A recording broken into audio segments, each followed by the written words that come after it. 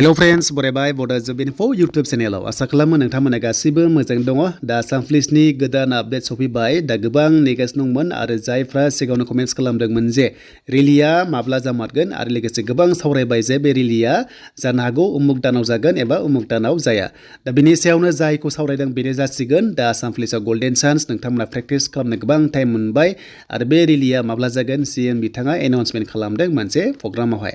स' जेब्ला बिथाङा दिमाहासाव थांदोंमोन मोनसे प्रग्राम मिटिंआवहाय बुंदों जे नोंथांमोननि रेलिया जामारसिगोन फिजिकेल टेस्टआ आरो बे माब्ला जागोन बेनि सायावनो जों बेयाव कभार खालामगोन। जाय नोंथांमोना Bodo Info YouTube चेनेलाव गोदान साबस्क्राइब खालामना लाबानो जाबाय। साख्रिनि आपडेट नोंथांमोनाहाय मोनबाय थानो हागोन।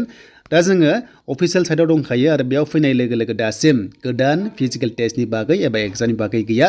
नाथाय बिथां CMआहाय दिनैहाय मा होनखो APRo कनस्टेबल कमान्डो एसामनि सायाव जों बेखौ दायो मोनसे भिडिअ क्लिप नायगोन अब्लासो नोंथांमोना बयबो क्लियार जागोन। दा बेखायनो बयबो क्लियार जानायनि आं नोंथांमोननोहाय मोनसे भिडिअ क्लिप दिन्थिगोन एन्ड बेनिफ्राय नोंथांमोना जाहाथे बेखौ नायो आरो बुजियो। जो लोग पुलिस होना है मई महीना में पुलिस का रनिंग होगा, दौड़ना हो जाएगा।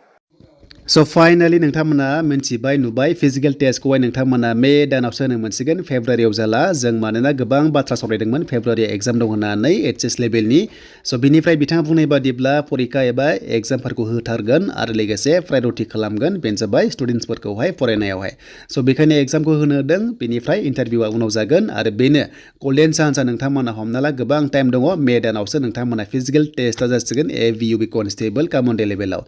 स' बिनि सिगां SI एग्जाम जाग्रोगोन बिनिफ्राय नोंथांमोनाहाय एग्जामा नोंथांमोना जुलाइआव बुंदों जेब्ला कनस्टेबल लेभेलाव जुलाइआव जाहैसिगोन एन्ड बेनिफ्राय नोंथांमोना रानिंआ मे दानाव। स' गोबां टाइम दङ नोंथांमोना बयबो क्वालिफाइड जानायनि चान्सआ दङ। बेखायनो एक्सेलेन्ट थाङाखैबा जास्ट नोंथांमोननि खामानिया एक्सेलेन्टल'सै मानोना नोंथांमोना क्वालिफाइड जाखागोन जेला खालि एक्सेलेन्टखौसो नोंथांमोना दायो नाजानांसिगोन। बेनो जाबाय नोंथांमोनाहाय थ' नोंथांमोना जानुवारि फेब्रुवारि नोंथांमोना मार्च एप्रिल दान मोनब्रै नोंथांमोना टाइम दङ। बेनिफ्राय मे दानावहाय सेकेन्ड उइकनिफ्राय चान्सआ दङ। बेनिफ्राय गोदान अफिसियेल नटिस फैयोबा नोंथांमोनजों फिन खनसेबाव Bodo Info YouTube चेनेलाव लाबोगोन। दा बे भिडिअखौ मोजां मोनबायबा जायफ्रा आसाम पुलिसाव रानिं खालामनो नेगासिनो दङ नोंथांमोना बयबो कमेन्ट्स खालामदो लोगोसे हानायसेबां शेयार खालामदो।